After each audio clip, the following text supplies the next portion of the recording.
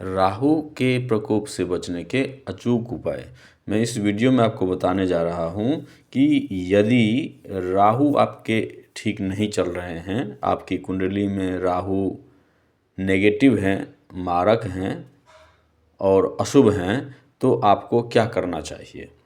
देखिए दोस्तों, यदि आपकी सेहत से जुड़ी समस्या आ रही है, कैरियर से जुड़ी समस्या आ रही है या कर्ज की स्थिति में है, आर्थिक परेशानी चल रही है, यानी राहु अनुकूल नहीं है, तो आपको क्या करना चाहिए। देखिए, सबसे पहले तो राहु में करना ये होता है कि आपको अपने खान पान पर ध्यान देना होगा।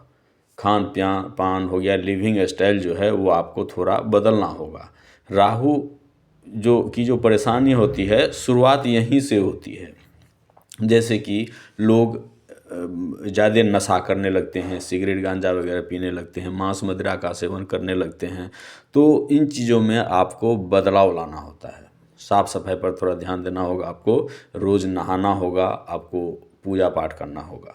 देखिए, होता क्या है, जब आप राहु की स्थिति या केतु की भी स्थिति होती है, तो लोग नशे के आदी हो जाते हैं, नशा शुरू कर देते हैं। तो नशे पर आपको कंट्रोल करना होगा, या तो छोड़ना होगा या तो बेहद कम कर देना होगा। यह पहला शर्त है राहु की स्थिति में। दूसरा है, आपको शिव की उपासना करना चाहिए। शिव की उपासना से राहु अनुकूल बनते हैं। ठीक है, अब मैं आपको बताता हूँ उपाय क्या क्या हैं। तुलसी की माला आपको पहनना चाहिए। यदि राहु आपके अनुकूल नहीं हैं, उनको अनुकूल करने के लिए आपको तुलसी की माला पहनना चाहिए और चंदन का तिलक लगाना चाहिए। चंदन चाहे किसी भी प्रकार का हो, चाहे वह रक्त चंदन हो, चाहे श्वेत चंदन हो, चंदन का तिलक आपको नित्य प्रति लगाना चाहिए। प्रत्येक दिन स्नान करें। जब आप पूजा करने बैठते हैं तो आपको तुलसी की माला धारण करना चाहिए और चंदन का, पूजा के समय में ही चंदन का आपको तिलक लगाना चाहिए। इस पर आपको ध्यान देना होगा। आपको ज्योतिषी से सलाह लेनी चाहिए। यदि आपके राहु ज़्यादा ही कुछ गलत स्थिति में हैं, तो आपको मोती या माणिक्य, ये आपको पंडित बताएंगे, ज्योतिषी आपको बताएंगे कि आपको मोती धारण करना चाहिए या माणिक्य की अंगूठी पहननी चाहिए। यदि राहु अनुकूल हैं, यदि लाभ की स्थिति में हैं, तो यह कुंडली में आपको देखा जाता है कि राहु किस हाउस में है, आपके किस भाव में है, किस ग्रह की दृष्टि पड़ रही है, वह अशुभ ग्रह की दृष्टि पड़ रही है, शुभ ग्रह की दृष्टि पड़ रही है, क्रूर ग्रह की दृष्टि पड़ रही है। ये सब आपको ज्योतिषी बता देंगे।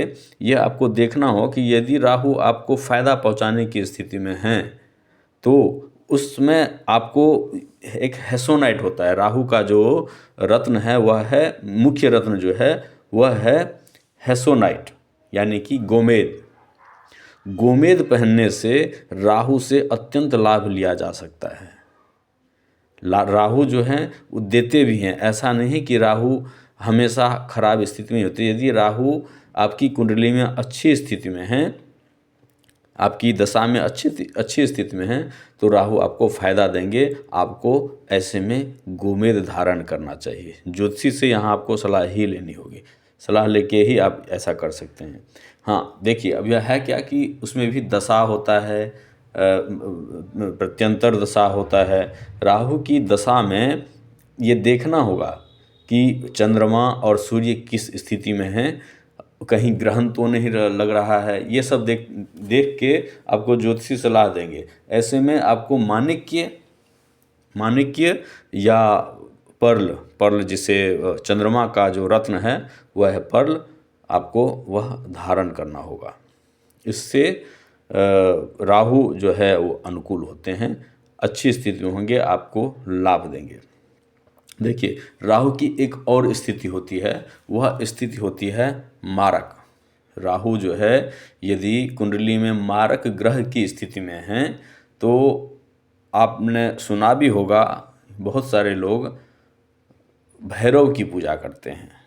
मित्रों, भैरव की पूजा करते हैं या भैरव को कहते हैं कि मदिरा का भोग लगाते हैं, मदिरा चढ़ाते हैं। यह ठीक है, यह एक उपाय है भैरव को मदिरा का पान कराया जाता है। लेकिन मेरा ये सलाह है कि मदिरा का वो तो ठीक है, लेकिन उनको यदि गर्मी का दिन है, जैसे कि गर्मी के दिन है, शरबत का भोग उनको लगाना चाहिए। सफ़ेद शरबत हो गया, दूध वगैरह डाल के जो शरबत बनाया जाता है, सफ़ेद मिठाई चढ़ाई जाती है उनको। ये सब उपाय, यदि राहु अत्यंत मारक हैं, बीमार कर रहे हैं आपको, और आपको लगता है कि बिल्कुल ही आप अर्श से फर्श पर आ गए हों, आपको कोई उपाय नहीं सूझ रहा है, तो ऐसे में भैरव शिव का अंश हैं, भैरव बाबा जो हैं, तो भैरव के शरण में आपको जानी चाहिए, भैरव की पूजा करनी चाहिए। वहाँ आपको शनिवार के दिन या तो उनको मदिरा चढ़ाएं, लेकिन मदिरा पिए नहीं, यह मेरी सलाह है, क्योंकि मदिरा पान से राहु खराब होते हैं। उनको मदिरा चढ़ाएं, शरबत चढ़ाएं या सफ़ेद मिठाई का भोग लगाएं। ये सब इस तरह के उपाय करने से राहु अनुकूल होते हैं। मेरा भी नंबर इस पर दिया गया है, आप मेरे से भी संपर्क कर सकते हैं। जिस प्रकार की सहायता होगी मैं आपकी करूँगा। मित्रों, यदि आपने मेरे चैनल को सब्सक्राइब नहीं किया है तो कृपया सब्सक्राइब कर लीजिए। बहुत बहुत धन्यवाद। जय श्री राम।